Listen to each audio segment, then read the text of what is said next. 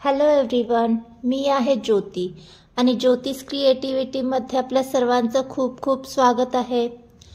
तर बऱ्याच वेळा आपण गाजरचा हलवा वगैरे खाल्लाच असेल, तर आज थोडीशी वेगळी आणि टेस्टी अशी आपण गाजरची खीर पाहणार आहोत। तर ज्यांना कोणाला खीर आवडत असेल त्यांनी ही रेसिपी एकदा नक्की ट्राय करा, खूपच टेस्टी लागते। तर साधी सोपी आणि सिंपल अशी गाजरची खीर आपण आज पाहणार आहोत। तर यासाठी आपल्याला सगळ्यात अगोदर जे काही साहित्य लागणार आहेत ते आपण स्टेप बाय स्टेप पाहणार आहोत। तर सगळ्यात अगोदर आपल्याला लागणार आहेत काजू आणि बदाम। तर इथे मी 5-6 काजू आणि 5-6 बदाम जे 3 ते 4 तास भिजत घातले होते, आता हे आपल्याला मिक्सरमध्ये ग्राइंड करून घ्यायचे आहेत। तर बदामाची साल काढून घेणार आहे मी आणि बारीक अशी पेस्ट होण्यासाठी यामध्ये आपल्याला थोडंसं दूध घालून घ्यायचंय। दूध घालताना थोडंच घालायचंय आणि आता जमेल तेवढी याची पेस्ट करून घ्यायची आहे। तर साधारण इथे पाहू शकता अशा पद्धतीची मी इथे पेस्ट करून घेतली। आता ही आपण साईडला ठेवून देऊया आणि कढल्यामध्ये मी साधारण अर्धा चमचाभर तूप घेतलेला आहे। तूप छान गरम करून घ्यायचे आणि आपल्याला यामध्ये ड्रायनट्स घेतलेले आहेत मी, ते तळून घ्यायचे आहेत। हे ड्रायनट्स ऑप्शनल आहेत, तुम्हाला जर खीरमध्ये ड्रायनट्स आवडत असतील तर घालून घ्यायचे, नाहीतर नाही घातले तरी चालून जातील। तर बऱ्यापैकी गोल्डन करून घ्यायचे आहेत। आता मी हे काढून घेतलेत आणि थंड करण्यासाठी साईडला ठेवून द्यायचे आहे। तोपर्यंत दुसऱ्या कढईमध्ये मी आणखी 1 चमचाभर तूप घेतलेला आहे आणि खीर करण्यासाठी इथे मी 1/2 किलो गाजर किसून घेतलेला आहे। गाजर किसताना त्याची साल काढूनच किसून घ्यायचे, म्हणजे छान टेस्ट येते। आणि 2-3 मिनिटं आपल्याला हे तुपामध्ये गाजर परतवून घ्यायचं आहे। 2-3 मिनिटं तुपामध्ये परतला की छान टेस्ट लागते, त्यामुळे तुपामध्ये परतवून घ्यायचं आहे। आता बऱ्यापैकी इथे मी परतवून घेतलेला आहे। परतत असताना सतत मिक्स करायचं आहे, नाहीतर तळाला चिटकून करपू शकतं।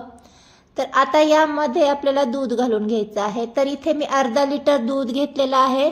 हे दूध अगोदर मी गरम केले आणि थोडंसं कोमट झाल्याच्या नंतर आपल्याला यामध्ये घालून घ्यायचं आहे।